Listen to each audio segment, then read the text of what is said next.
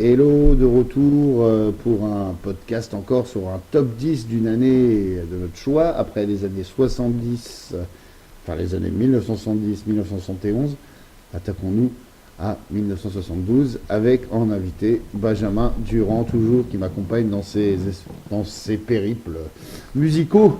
Salut Benjamin, comment vas-tu? Bonsoir Antoine, ça va très bien. Ça va, bon, tant mieux, écoute. Ravi que tu sois là, 24 novembre, Écoute. on est là.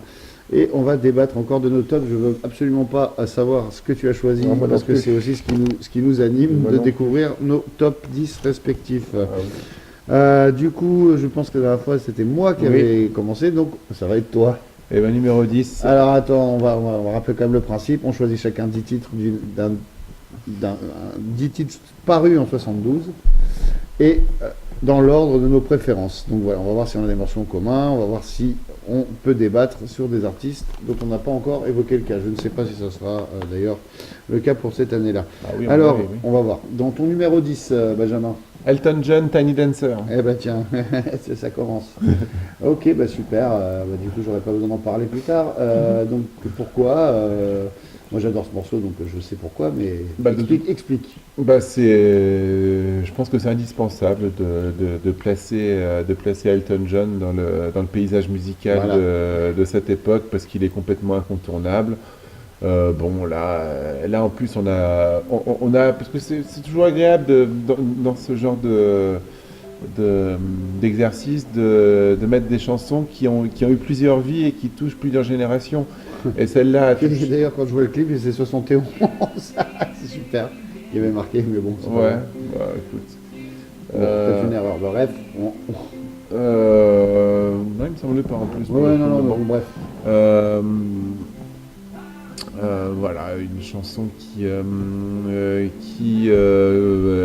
tout à fait à l'unisson de l'époque où il produit tube sur tube. On aurait pu mettre Rocketman, on aurait pu mettre Honky Cat.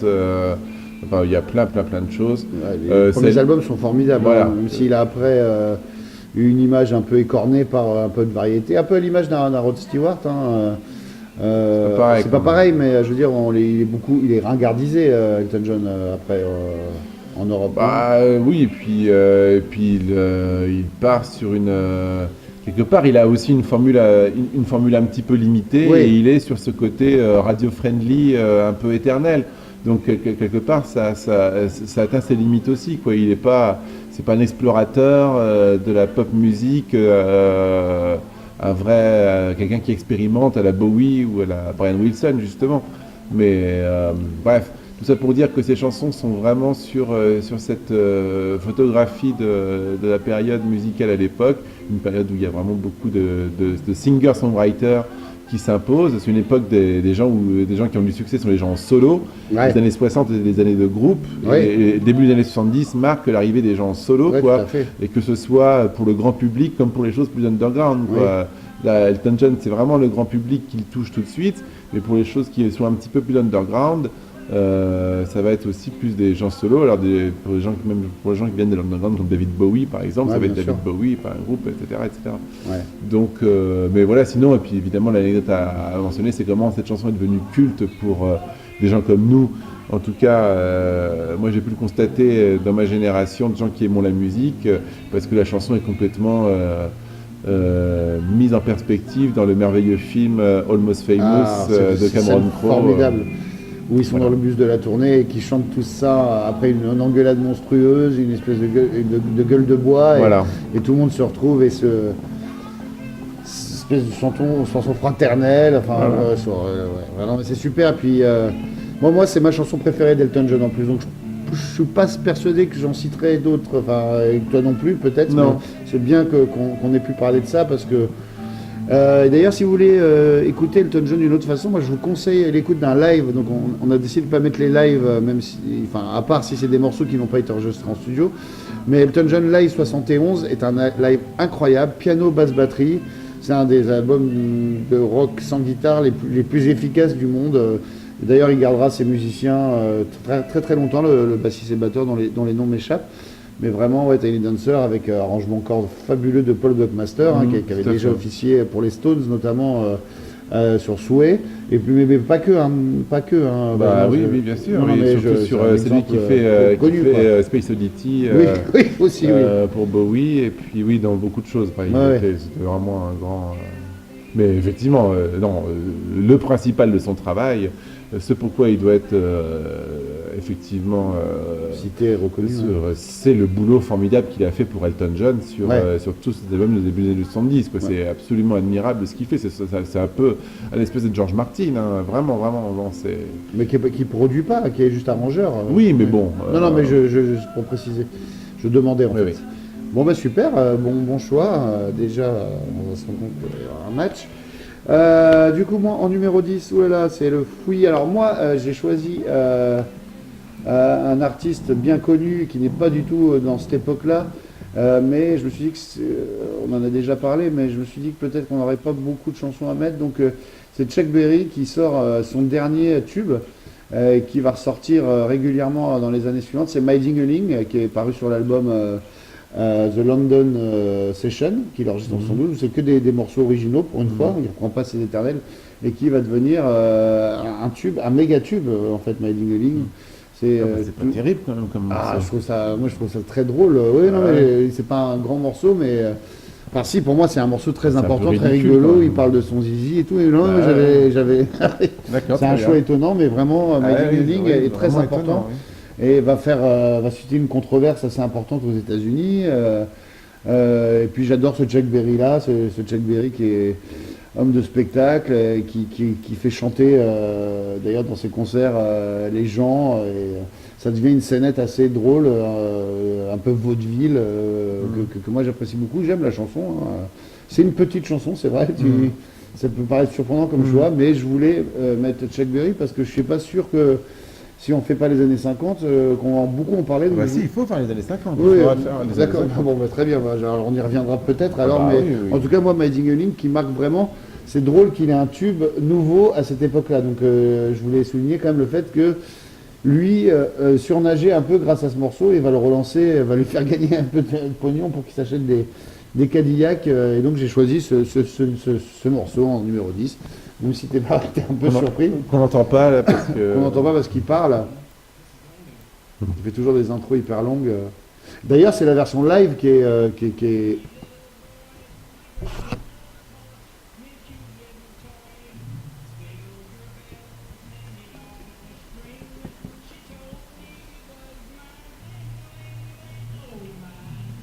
Et puis c'est un morceau qui n'est pas du tout dans le style de ce qui l'a rendu populaire. Hein. Il n'y a pas de riff de guitare, etc. Et puis voilà, je vous invite à aller voir son numéro de claquettes. C'est vrai que c'est du gag, hein. C'est presque plus un sketch cette chanson. C'est drôle, c'est vraiment drôle que tu mettes ça. Voilà, bah écoute, c'était mon choix en numéro 10. Hein. Voilà, numéro 9, Benjamin. Eh bien, numéro 9, je vais te demander de mettre donc Captain Beefheart. Ah, c'est super. Avec Her Eyes Are 2 Billion Miles. Alors, Captain Beefheart. Alors, parle-nous un peu de Captain Beefheart, qui a beaucoup bossé avec Zappa, bien sûr, mais qui a fait des albums magnifiques en solo. Et tu m'as demandé la chanson, pardon Her Eyes. Her Eyes. Ouais. Voilà. Ok. On va écouter ça ensemble et tu vas nous expliquer un peu pourquoi ce choix. Eh bien. Ça te voit quand même complètement. C'est génial, ça ressemble à rien, Captain. Voilà, tout à fait. Bah, hyper content que tu l'aies choisi parce que moi je connais pas assez les titres en détail pour que je les mette. Hein. Bah donc Captain Beefheart. Le groove. Bah oui, non mais c'est ça. Moi c'est ce que je préfère de Captain Beefheart. Alors les puristes, enfin non, Marc. True Mass Republic qui est avant, c'est en fait vraiment génial quoi, mais c'est moins pop, c'est beaucoup plus c'est moins accessible, mais en fait c'est vrai que j'ai écouté ça il n'y a pas longtemps et voilà, c'est ça qui est génial, c'est le maître de la déstructure quoi, et c'est ça que j'aime beaucoup chez lui. Bah, c'est vraiment il a un côté complètement dadaïste dans son approche des choses. Et c'est fabuleux. Et là, il s'autorise à faire quelque chose de beaucoup plus, d'un peu plus pop. Peut-être plus appréciable, enfin pour le grand public, quoi. Ouais. Et cette chanson, moi, je la trouve absolument merveilleuse. Et je l'ai découverte parce que je l'ai découverte en fait grâce à PJ Harvey. Parce que je suis un énorme fan de PJ Harvey. La reine de l'auto-harpe.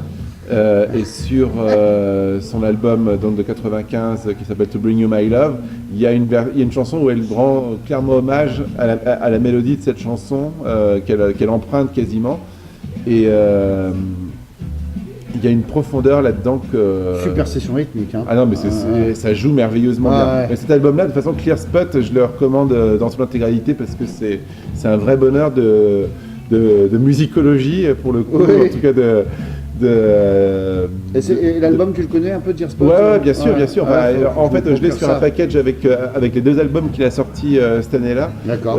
C'est le package qui est le plus communément utilisé depuis les rééditions en CD, donc c'est ça que je l'ai. Ouais, non, mais c'est excellent. Moi, c'est ce que j'ai longtemps préféré de Captain Beefheart. Et effectivement. Une voix géniale. Hein. Ah non, mais c'est fabuleux. Donc voilà. On voit un peu la Tom Waits, peut-être, on peut dire. Oui, tout à fait. Ah bah oui, tout à fait. Mais plus électrique, plus blues rock, donc peut-être plus séduisant, enfin, pour un fan de guitare et de... Et vraiment, je suis. Hein. Et une fois de plus, c'est incroyable pour les gens qui aiment PJ Harvey, c'est incroyable comment là, dans cette chanson-là, sont vraiment la base, à la fois dans l'esprit et dans les... Et dans les choix d'instrumentation, même si PJ Harvey quand même, a fait vraiment des grands écarts incroyables, mais il y a une espèce de base, on sent que sa colonne vertébrale, c'est Captain Beefheart. C'est vraiment l'artiste qui l'a le plus influencé, et je trouve que cette chanson en est le meilleur témoignage. Bon, mais super, je suis content, une petite découverte pour moi aussi en plus. Donc c'est parfait, ça me va. Moi en numéro 9, vous me connaissez, là j'en profite tant qu'il y a encore des groupes qui font des groupes que j'adore parmi les meilleurs, enfin mes groupes préférés, qui font encore de bonnes choses. Et c'est peut-être d'ailleurs de ce groupe le dernier single important. Je vais parler de Join Together des Who. Parce que c'est un morceau, vous retrouvez quand même peut-être sur les compiles, mais qui est passé, c'est une année où ils sortent pas d'album. Et voilà, à l'image même du clip, que je vous invite à aller regarder, c'est un passage à Top of the Pop, s'il me semble. Voilà. Je trouve ça très très très réussi. Et par rapport même à Quadrophenia, je sais que moi j'apprécie pas particulièrement. Il garde un son pur, une originalité. C'était une chanson qui était prévue pour Lifehouse. Oui, tout à fait. À l'origine. Hein. Ouais, et c'est vraiment formidable, de l'harmonica, de la guimbarde. Un bon esprit, puis bon, voilà, après une chanson de rock'n'roll assez fédératrice, classique, quoi, mais pas mal de joie, super, j'adore l'intro, super atmosphère, et puis super partie de guitare de Pete Townshend, avec des petits traits de solo toujours sublime. Bien sentis, avec juste ce qu'il faut. J'adore ce single. Voilà. Et je me suis vraiment dit, les gens vont dire, encore avec ces non. Mais je pense que c'est vraiment peut-être le dernier grand morceau des Who. Hein. Moi, c'est uniquement à cause de l'embouteillage que je ne l'ai pas mise, mais moi j'adore ce single. Tant mieux, c'est bien, c'est comme ça, on en a parlé. Je sais en plus que toi aussi tu as toujours adoré cette chanson particulièrement. Oui, vraiment sincèrement. Alors pour la petite anecdote, moi j'avais découvert ça parce qu'à l'époque, je suis né en 82, donc il n'y avait pas non plus beaucoup de rééditions en CD, mais c'était la cassette VHS de Who's Better, Who's Best où il y avait ce clip. Donc je l'associe aussi pas mal à ce clip que vous pouvez retrouver sur la chaîne officielle des Who. Hein. Donc Join Together Forever et Join Together with the Band. Là encore, à une époque où il y a beaucoup d'artistes solos, sur ce single, pendant 3 minutes, ils sont encore un groupe, alors que, vous connaissez la suite, hein, ça va pas perdurer. Hein. Donc voilà pour mon numéro 9, si je dis pas de bêtises. Ouais. Ton numéro 8, encore un petit bout de solo. Oui, tout à fait, s'il te plaît. Voilà, il est fini. Voilà, et toute la fin avec Moon, etc. Eh bien, numéro 8, parce que c'est aussi intéressant de montrer que les choses vraiment changent, qu'il y a des nouveaux sons, des nouveaux visages qui apparaissent. C'est 72 aux États-Unis. Arrive un groupe complètement atypique qui va être extrêmement important durant toutes les années 70, mais tout en étant dans sa marge qui va être, j'arrête le suspense tout de suite. Parce que là j'en peux plus. C'est Steely Dan qui a dans le premier album sort. C'est Kill the Middle with You Non, pas du tout. Non, c'est pas le même. Donc Do It Again, la chanson que je choisis. Et donc à l'époque, ce qui est rigolo, c'est que Steely Dan à l'époque,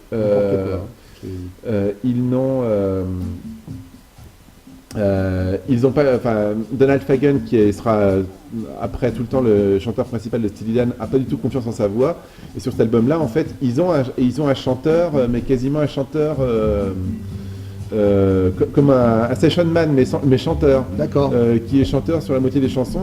Et Donald Fagen, les chansons où il a le plus confiance en lui, il chante. Il y va quoi, ouais. Et donc il y a en fait 2 gros tubes sur cet album-là. Il y a cette chanson-là, Do It Again. Et donc c'est qui chante là sur Là, c'est Donald Fagen D'accord, qui c'est chante justement Do It ça. Again. Et l'autre qui s'appelle Dirty Work, où c'est donc l'autre chanteur dont le nom m'échappe, qui est absolument une chanson aussi géniale aussi. Et là, c'est génial parce que c'est cette espèce de pop jazzy avec les rythmes latinos et tout ça, et puis et des paroles super perverses. Qui est vraiment, c'est ça qui est génial avec Steely Dan, c'est vraiment l'ambiance très très suave, etc. Et derrière vraiment un mauvais esprit terrifiant, mais un petit peu à l'image de Randy Newman, Ouais. qui apparaît aussi dans ces années-là. Là c'est le début de la carrière de ce groupe ou pas? Ah ouais, c'est le premier album, ça. D'accord. C'est le premier album. Et ça a un impact immédiat. Ouais, ça marche bien d'office. De toute façon, le son de cette époque-là, voilà, c'est magnifique là, ce qu'on entend. Ça, c'est sublime. Et donc voilà, c'est aussi, je trouve, en plus de la qualité de la chanson, musicalement, avoir ça là-dedans, c'est vraiment aussi l'expression de cette époque qui évolue, quoi. Vraiment, on tourne vraiment la page de plus en plus des 60s et on arrive vraiment sur autre chose, quoi. Bah, écoute, Et merci. l'Amérique prend plus confiance en elle qu'elle avait confiance en elle dans les 60s aussi. Ah, oui, ça c'est indéniable. Hein. Crédence a aussi peut-être ouvert tout la à voie. fait, Hein. tout à fait. Sans parler après des Stooges, etc. Bon, qui était peut-être Ouais, mais les confidentiel Stooges, à l'époque. oui, mais les Ouais. Stooges, ça marchait pas. Ouais, c'est ça. Donc non, les Stooges, c'est pas un truc de confiance, les Stooges. Ouais. Non, Creedence qui a eu des tubes. Tout à fait, tout à fait. Et tu veux dire que Steely Dan arrive un peu à être dans les numéros 20 en Angleterre quand même? Tu sais pas? Non, c'est vraiment pour le marché américain, Steely Dan. D'accord. Pour le coup, je pense pas. Après, je me trompe peut-être. Eh ben, vous nous corrigez Et si- insultez-moi si c'est pas le cas. Mais Steely Dan, c'est quelque chose qui n'est pas extrêmement important en Angleterre, mais qui aux États-Unis est par contre très très significatif. Eh ben, merci beaucoup de cette Mais là découverte. encore, on a Pardon. déjà eu l'occasion d'en parler, mais Steely Dan s'inscrit aussi parfaitement dans ce créneau d'une musique d'une musique d'album, d'une musique qui est faite pour être écoutée sur les longues routes Ouais. américaines et qui n'a pas du tout cette logique de single non plus, Ouais, tu etc. expliquais dans un podcast que Voilà. passer les albums en entier, c'était peut-être le cas pour ce Voilà. disque-là aussi. Quoi. Voilà. Ça m'a bien marqué cette histoire. J'ai presque envie de me réincarner en un routier des années 70 Tu m'étonnes. pour pouvoir me siffler les albums en entier. Bah oui. Super, bah écoute, on va faire court là pour mon numéro 8 puisque tu l'as déjà placé tout à l'heure, donc c'est moi aussi Tiny Dancer d'Elton John, donc je pense qu'on a fait le tour là-dessus. Donc je vais faire un petit jingle. Ça veut dire qu'on a eu le premier match, c'est-à-dire la première chanson en commun dans cette liste, ce qui est toujours sympathique et nous rendre compte qu'on est quand même fait pour s'entendre, toi et moi, c'est pour ça qu'on s'aime. Donc du coup on passe directement à ton numéro, attends c'est qui a commencé, je sais plus, du coup c'est ton numéro 7, Ouais, c'est ça? numéro 7, oui, tout à fait. Eh ben c'est je mon numéro t'écoute, 7. je t'écoute. Eh bien, ce sera les Rolling Stones avec une chanson qui s'appelle Let It Loose. Ah, je suis content que tu aies choisi ça. parce Je que- voulais mentionner Exile on Main Street, et cette chanson-là, pour moi, en plus, a une singularité, c'est que c'est pendant à peu près une dizaine d'années à écouter régulièrement Exile on Main Street. Ouais. Ça a été toujours une chanson que je considérais comme vraiment mineure, etc. Mais ça, c'est Et c'est- exact, c'est exactement ça. Moi, Et- pendant des années, il y a plein de trucs où je suis passé à côté. Je trouve que c'est vraiment l'album qui. T'as besoin de l'écouter des Voilà. années pour. Et si je peux finir, ouais. ce n'est vraiment que récemment que j'ai compris la qualité de cette chanson. Et là encore, je le répète, des choses que j'ai. Là encore, c'est une des, on va dire une des minorités de chansons des Rolling Stones où je sens la sincérité dans la performance de Mick Jagger, en tout Ouais. cas une sincérité touchante et qui moi m'atteint. Ouais. Au-delà d'être une excellente performance, ce qui est tout le temps le cas, là il y a en plus de ça sur l'intention, on sent que c'est quelque chose qui est proche de lui Ouais. dont il parle. Et en fait, je trouve que si l'album ne s'était pas appelé Exile on Main Street, Il aurait pu. il aurait dû s'appeler Let It Loose, Ah. parce que c'est vraiment, je trouve, en fait, si je devais caractériser le sentiment qui s'exprime le plus dans cet album et qui lui donne Espèce d'abandon. son Ouais. vrai ton, Ouais. ce serait vraiment celui-là. Bah, je suis hyper touché parce que ce que tu viens de dire et voilà, on parlera des Rolling Stones bien sûr tout à l'heure, mais ouais, les It Loose, ça aurait pu être mon choix aussi pour cet album qui sera différent, mais merci. Et surtout, encore une fois, un album track, je pense qu'il est pas, c'est pas une chanson super connue, quoi. De ça, c'est une chanson qu'ils ont plus ou moins jamais reprise. Bah, ils ont jamais. Il y a des. Allez, alors pour les complétistes, il y a des répètes à Dallas en 72 où on les entend tester la chanson. Ça, c'est assez anecdotique, mais non, ça n'a jamais été joué sur scène. Donc, et ça ne figure sur aucune compile. Non, mais je pense que vraiment, ils ont un peu abandonné. Mick Jagger a toujours eu un peu de rejet pour cet album. Hein, donc, mais on y reviendra parce que ça, Exile, c'est un album qui mérite un podcast entier comme on fera tous les Bien Stones. sûr. Donc, mais ouais, super. L'idée d'appeler l'album Les Petites Looses est presque. Ça aurait dû être là à l'époque pour leur suggérer. Parce que je trouve que ça, oui, ça serait un super titre par rapport à l'atmosphère globale et cette espèce d'abandon. Et puis quelque part, rétrospectivement parlant, c'est un peu Let It Loose, leur espèce de rôle de. En fait, ils laissent tomber l'espèce d'idée d'être les leaders de la musique, machin, et après ils deviennent les Rolling Stones, les tenants d'une espèce de franchise. De société, ouais. Ils deviennent une espèce de franchise, un peu comme une franchise de Star Wars, une franchise Marvel, Ouais, ça, qui vient relever les compteurs à chaque sortie d'album. C'est ce que Mishka Azayas disait super bien dans un rock press club, que Jagger devient une espèce de justement de vendeur. Il se déguise en marin, il se déguise tout ça pour aller venir acheter les tickets de concert. Ouais, non, t'as raison, c'est super morceau, hein. Franchement, grosse émotion là, de réécouter ces sections de cuivre et cette atmosphère démente. J'insiste d'autant plus que là c'est vraiment la fin des haricots quelque part en termes de production de qualité des Stones. Donc bon. C'était donc ta numéro 7. Ouais. Alors moi je vais partir sur un côté un peu plus black, même si Exile est un album black joué par des blancs. Je vais citer une chanson dont les OG, c'est bien sûr. Je suis content que tu l'aies cité parce que moi j'ai vraiment. T'as mis Love Train? Ouais, bien sûr. Moi j'aurais mis Backstabbers, mais bon. Non, j'ai mis Love Train parce que là encore dans une chanson, je pense que tu la mets dans un bar et là tout le monde a envie de s'éclater. Je trouve que Backstabbers est plus forte, mais bon. Écoute, allez écouter les deux. Ouais, tout à fait. Moi j'aime beaucoup cette chanson, je trouve assez facile d'accès. C'est bien les artistes Motown. Non, ça c'est le Philly Sound. Ah, c'est le oui, bien sûr. C'est le Philly Sound et c'est autant pour moi. Et c'est intéressant de le mettre ça parce que c'est à l'époque, ça le son urbain numéro 1 aux États-Unis, c'est ce fameux Philly Sound, cette soul de Philadelphie. Qui était vraiment faite. Oui, c'est vrai, il y a beaucoup de compiles d'ailleurs en vinyle parus, voilà. Même des 45 tours, des séries Philadelphia Sound, etc. Voilà, donc ça c'est vraiment très très très important à cette époque-là et c'est ça qui est bastonné dans les radios américaines de l'époque, quoi. C'est vraiment, n'allez pas imaginer qu'il y a autre chose, vraiment le truc numéro 1 des États-Unis à cette époque-là.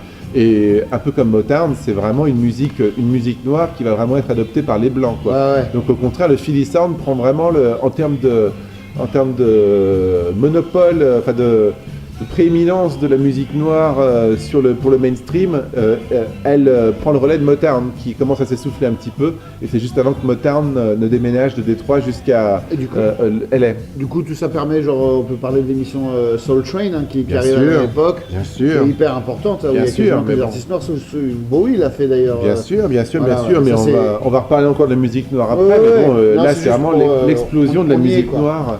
Là, la musique noire, la musique noire est prise au sérieux, est importante, etc. Enfin, bon, c'est formidable cette époque, c'est formidable.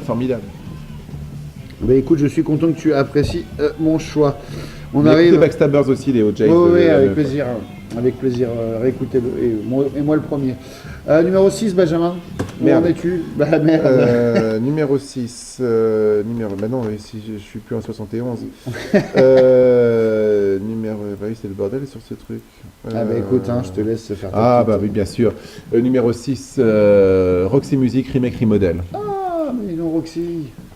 Bien sûr, Roxy Music. Je suis un fanatique absolu de remake, remodel. Donc je propose, j'aurais pu mettre 1000 trucs de ça, 1000 trucs de ce premier album, qui vient de ressortir d'ailleurs dans une magnifique édition super de luxe, etc., que une amie très chère s'est fait offert, et que j'ai pu... donc c'est formidable. Et donc voilà. Alors là, voilà, c'est en fait Remake Remodel, c'est les principes de Marcel Duchamp du ready-made mis en musique. Une idée complètement saugrenue qui ne pouvait venir que d'un ancien étudiant en art et d'un ancien professeur en art. Et donc c'est Brian Ferry et qui s'est adjoint le parfait gang de terroristes musicaux complètement invraisemblables, et tout ça chapeauté par Brian Eno qui vient distordre tous ces sons, étant à la fois ingénieur du son, à la fois joueur de synthé, absolument pas claviériste. Et voilà, c'est l'art contemporain qui arrive. C'est hyper punky, hein. Bien sûr. Ouais, marrant. Ah, pourtant, ma mère avait des tonnes d'albums de Roxy Music, mais à l'époque, je n'avais jamais. Et dis-moi, on avait fait une compil VHS il y a une vingtaine d'années, ce serait pas ce morceau qui a illustré Roxy Music? Non, je dis pas une bêtise. C'est possible. Avec un saxophone en plus, etc. Il y a tout le temps du saxophone. Voilà, là, je l'entends pas, c'est pour ça que Si, il y en a, mais tu vas l'entendre. Ah ouais, bien, comme tu disais, c'est un bon exemple de déstructuration. Complètement. Là, il n'est question. Vachement bien. Il n'est question que de ça. Vachement bien. Alors là, moi, qui connais mal Roxy Music, là, ça me donne envie. Et j'espère qu'à vous aussi, du coup. Ah oui, c'est carrément. Et en plus, je laisse reconnaisseur le choix de reconnaître l'hommage aux Beatles qui est fait en fin de chanson quand chaque instrument doit faire son solo. Ah, chaque instrument doit faire son solo, et du coup, c'est quoi alors les références aux Beatles? Eh ben, c'est le bassiste qui rend l'hommage aux Beatles. Le bassiste qui rend hommage aux Beatles, d'accord. Je comprends pas, explique-nous. Mais à la fin de la chanson, tu vas comprendre. Hein, ouais, non, mais explique-nous en même temps, quoi. Non, mais chaque. Je sais pas si les gens entendent bien. Non, mais. Un petit peu comme quand dans un concert tous les musiciens sont présentés, à chaque fois qu'un musicien a son nom de cité, il fait un petit truc. Là, le nom des musiciens ne sont pas cités, mais il y a quand même un petit tour de tous les musiciens en place qui font. Non, c'est. Et pourquoi les Beatles? T'es passé, tu vas voir. Ah, le bass. Voilà. Donc ça c'est.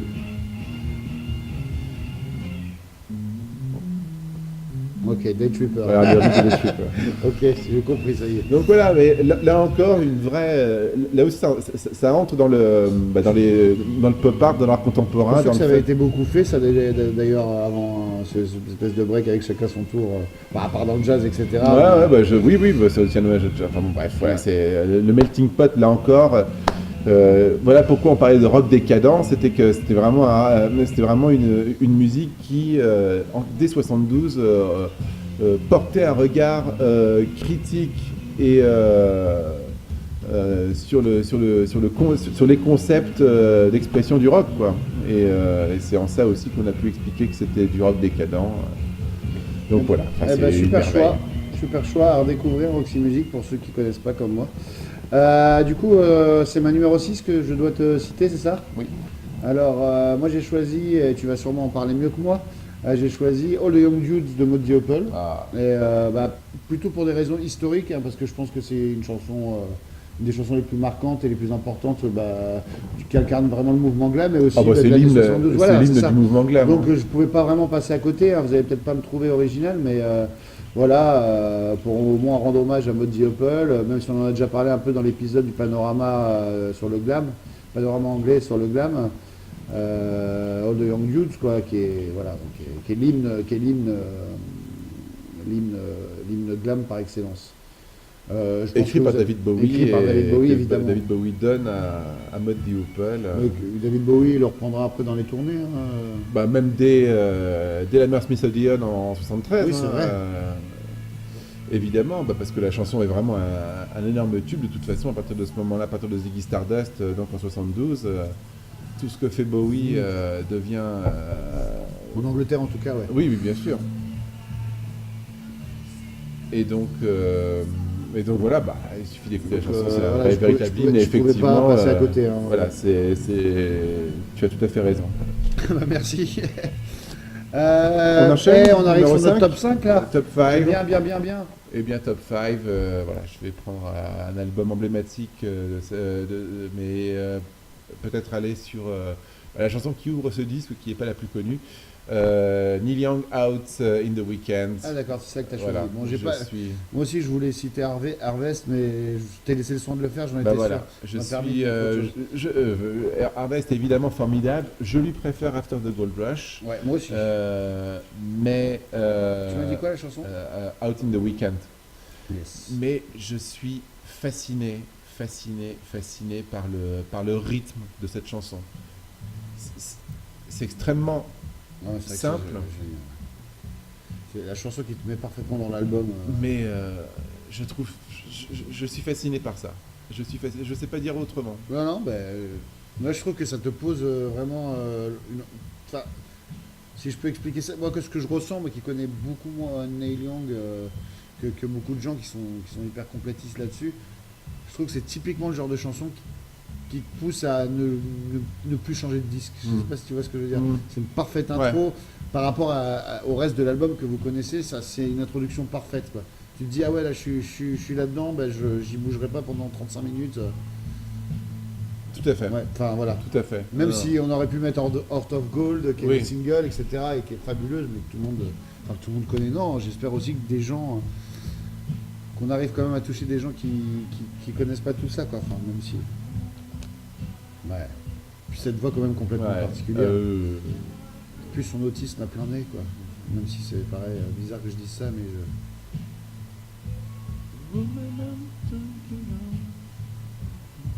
Voilà. Ouais, ça se voit, on a envie de se taire et pour une fois, même si bon, c'est pas le but d'un podcast. Hein.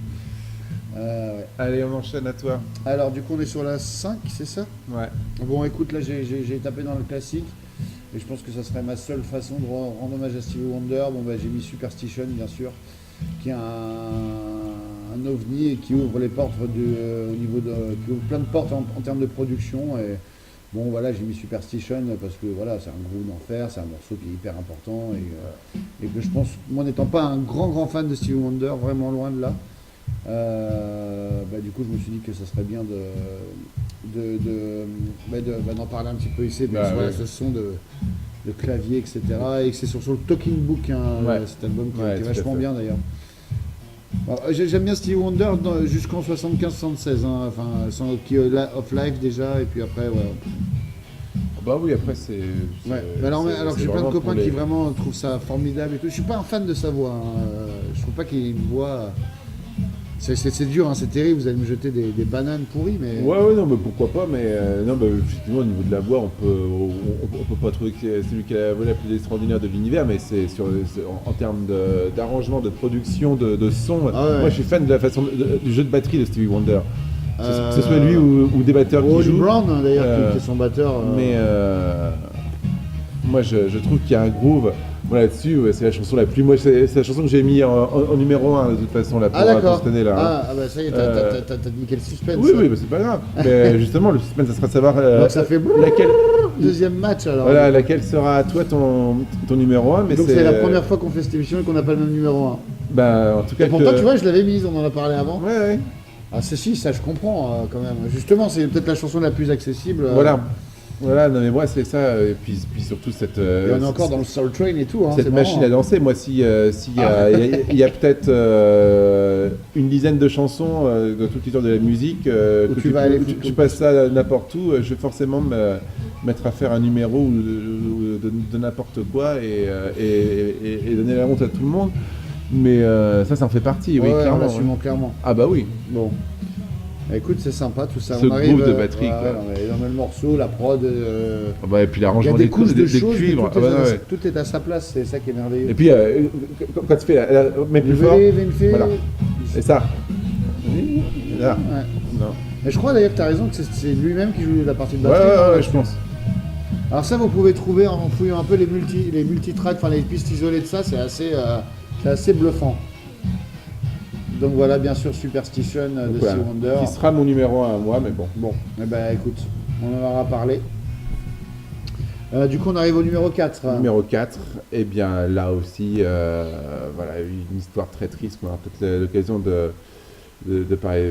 Mais voilà, sublime, complètement ignoré à son époque. Je crois que tu vas parler de Badfinger. Pas du tout. Ah non, Pas du dans tout. le genre histoire tragique. Mais l'équivalent américain de D'accord. Badfinger, ça commence pareil, c'est Big Star, qui sort son premier album en 72 chez Stax et qui sera complètement ignoré et sur lequel il y a beaucoup de choses, mais il y a notamment évidemment 13 qui est depuis devenu évidemment leur chanson la plus culte et peut-être la plus belle chanson sur l'adolescence, sur ce que c'est que des adolescents et d'aimer le rock'n'roll et d'être compris par personne.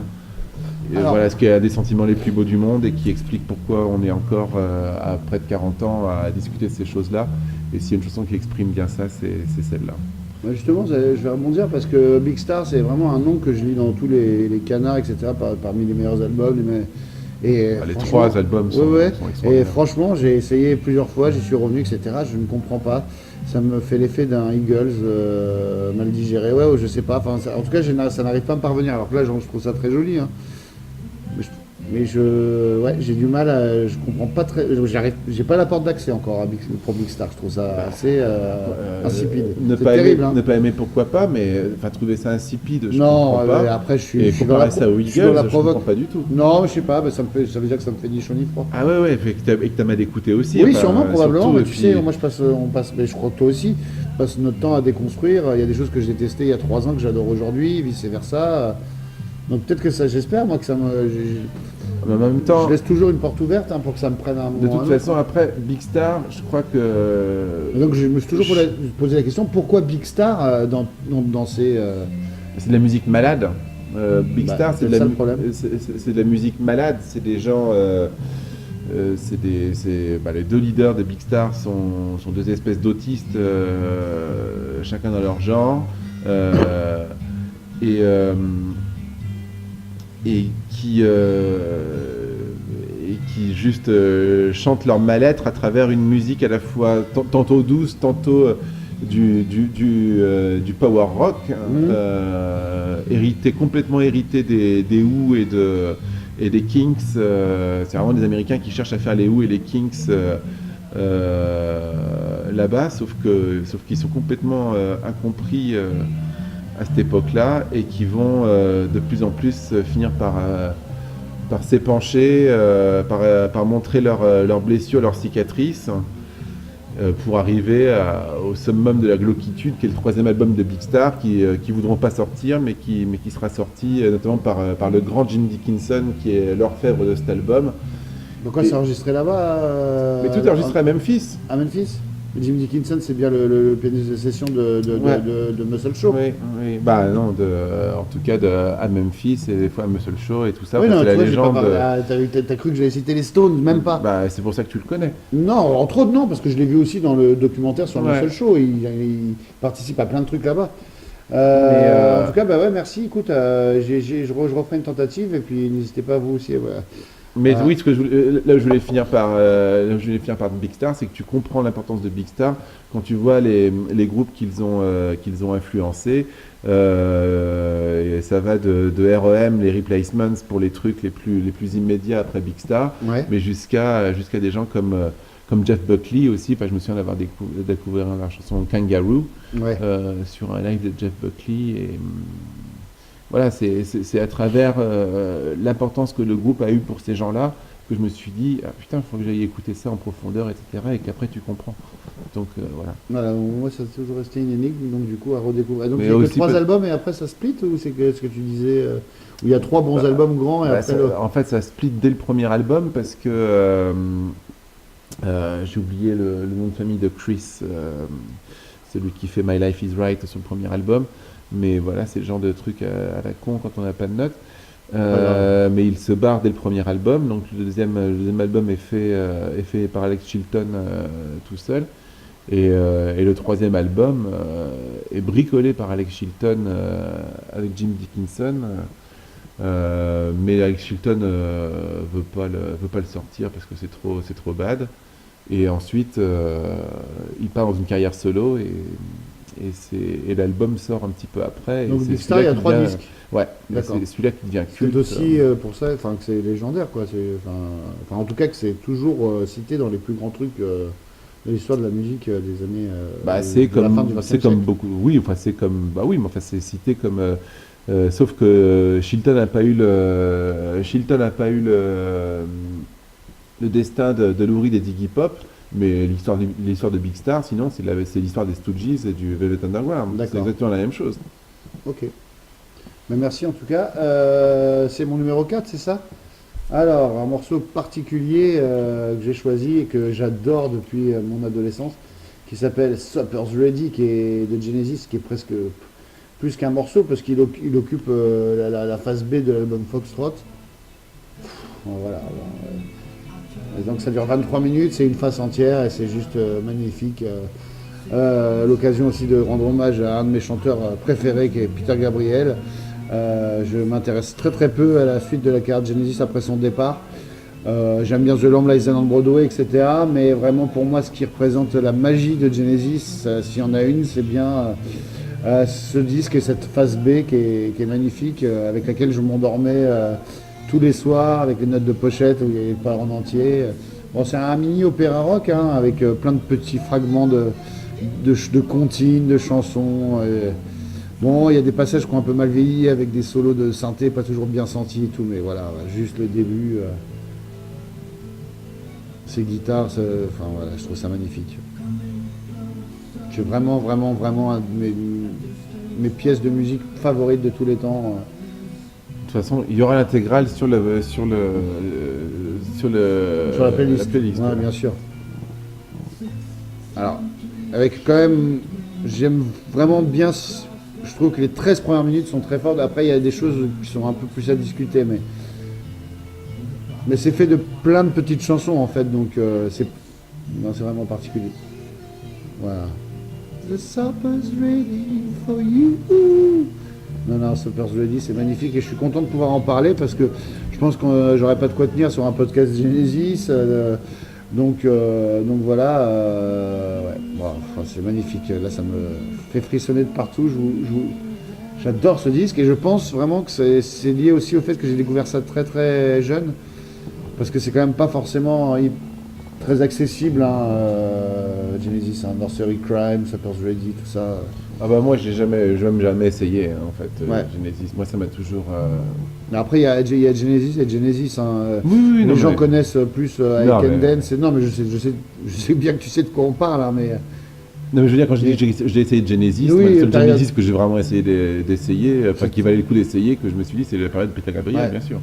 non, mais je pense que si j'avais jamais entendu ça, je pourrais pas non plus aujourd'hui. C'est vraiment un truc lié à l'adolescence et ouais, un truc que j'ai énormément écouté. Il y a vraiment une notion de plaisir de reconnaissance aussi sur un morceau aussi complexe qui est très agréable. C'est pour ça qu'il est aussi haut classé dans mon top 10. Bah oui bien sûr Voilà. mon petit chéri. On arrive au top 3 tout Mais simplement. bien sûr, bien sûr. Alors, Bah, alors, qui sera alors. un top 2 pour moi d'ailleurs parce Bah que- non, enfin non, ne dis pas ça. Euh, Alors, on t'écoute. Curtis Mayfield, Cocaine Song. Ah bah dis donc, un grand fan de Curtis Mayfield, ce Benjamin Durand. Non, de cocaïne. Bah voilà, c'est voilà le chef-d'œuvre de Curtis Mayfield. Cocaine, tu dis quoi Cocaine Song sort donc en 72 et c'est une bande originale de film. C'est la bande originale de Superfly, sur un dealer de cocaïne, etc. Et Curtis Mayfield, C'est ça Nothing on Me. Et Curtis Mayfield fait un album complètement de Peace and Love Black, Ouais. complètement décalé par rapport à Il veut la paix des peuples, etc. Et c'est ça qui est assez génial, c'est qu'il fait un disque pour la BO complètement décalé par rapport au sujet du film. Il s'en fout complètement de la concordance. Alors il y a des trucs qui sont un petit peu d'ambiance bien sûr, et c'est ça qui donne le talent du disque. Mais là cette chanson c'est une espèce, on sent que ça vient juste après What's Going On de Marvin Gaye. Hein. Ah, complètement là, oui, à l'écoute, ouais. Et donc là c'est une absolue merveille.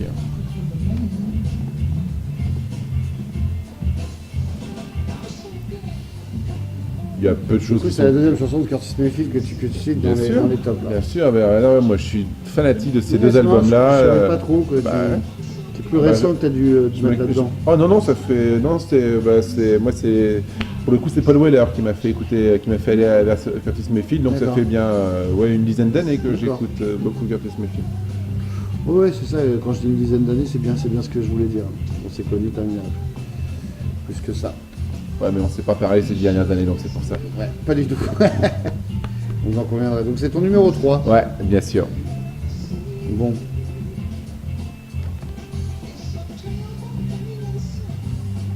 Chouette.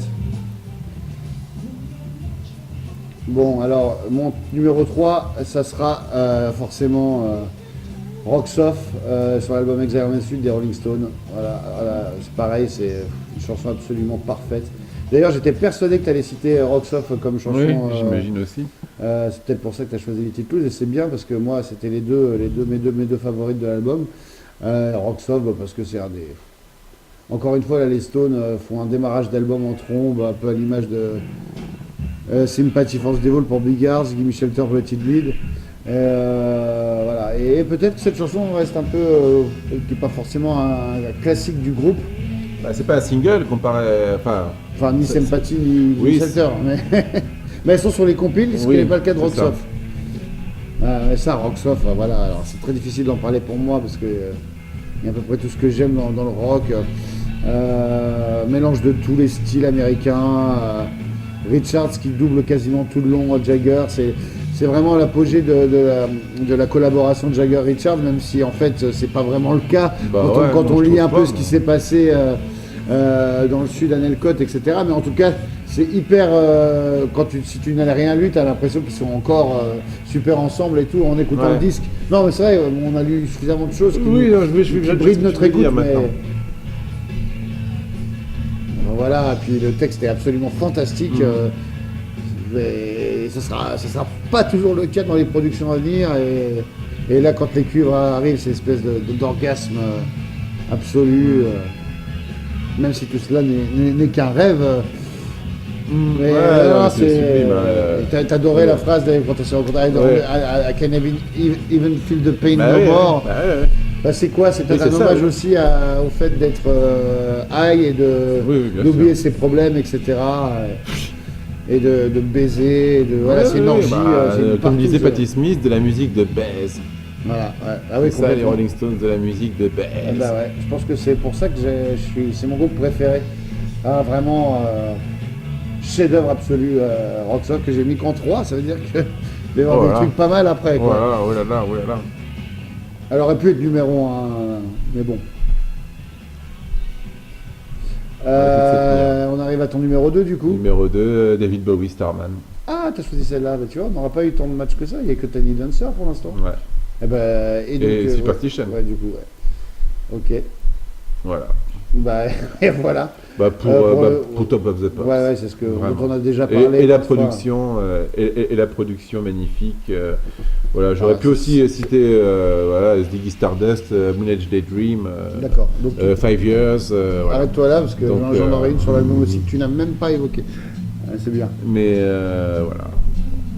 Je pense qu'il n'y a pas grand chose d'autre à dire là-dessus. Tout a été dit. Ouais, et puis en plus on en a déjà pas mal parlé. Non, mais le fait génial, que tous les gamins anglais parlaient que de ça le lendemain à l'école. Ouais. Puis la chanson est géniale, juste quoi. Bien sûr. Non, mais c'est pour ça. Ouais. C'est une chanson tellement géniale que le lendemain. C'est difficile d'en parler. Ouais. Oui, le lendemain, mais tu parles de l'impact aussi et des visuel, images. Visuel, bien sûr, mais enfin aussi, je pense que Oui, la chanson est pour beaucoup. La chanson était le parfait véhicule pour. Bah oui. Ce son de piano qui annonce le refrain, c'est juste dingue. Bien sûr. Que vous entendez peut-être au loin.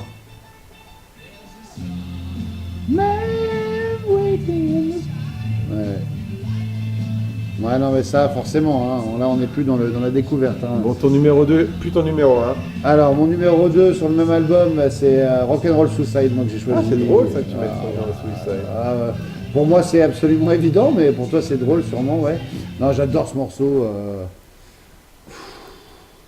C'est difficile d'en parler, c'est tellement que c'est formidable. Là, encore l'écriture. L'écriture, voilà, il y a un passage précis que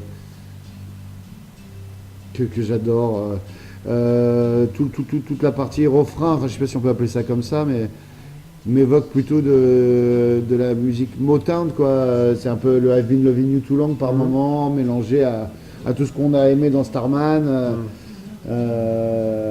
Puis bon, voilà, la voix de Bowie.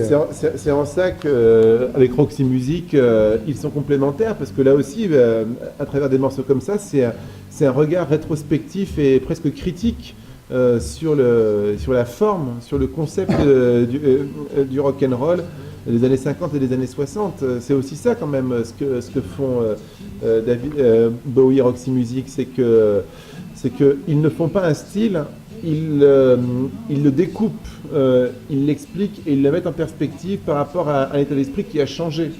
C'est ça qui est intéressant, parce qu'ils sont de la même génération que ces gens-là, mais c'est les premiers qui portent un regard critique là-dessus, alors que les autres continuent à faire du rock. Ouais, c'est ça, ouais.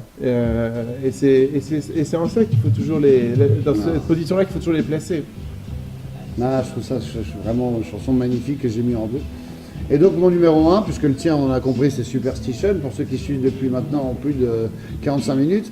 Eh ben écoutez, on retrouve David Bowie, Mick Ronson, mais avec un autre chanteur, parce que j'ai choisi évidemment Satellite of Love de Lou Reed sur l'album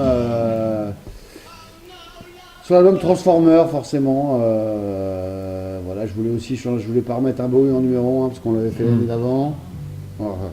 Et qu'est-ce que j'aime cette chanson, j'aime ce piano, aussi, oui. j'aime les chœurs de Bowie, j'aime voilà.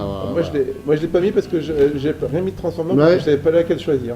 Ah ouais, c'est mignon. Donc voilà. Je sais pas laquelle je préfère entre Satellite of Love, moi c'était Perfect Day, Vicious et Walk on the Wild Side. J'adore les autres aussi, hein, mais celle-là pour moi elle a une longueur d'avance, je ne sais même pas. C'est une évidence totale, cette chanson me touche au plus haut point et ça sera mon top 1. C'est notre premier top 1 où on n'est pas. Ouais, mais ça va faire une sacrée playlist. Hein. Ouais, c'est vrai. Ouais, oui, parce que du rêves, coup, pour résumer, on avait juste Tiny Dancer et Superficial.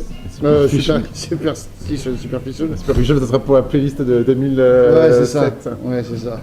Oui, si je peux m'en sortir comme ça en 2007, ça m'aiderait. Superficial, qui était un morceau d'un de mes groupes très anecdotiques où j'officiais à la guitare et au chant. The Chick Ties, allez écouter, c'est pas bien. Merci à toi, c'est bien comme musique de fin de générique pour se quitter.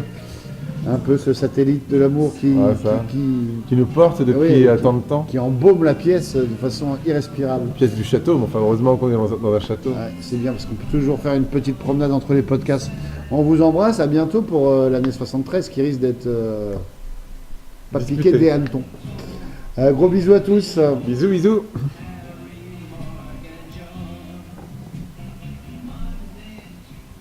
J'ai fait un fade.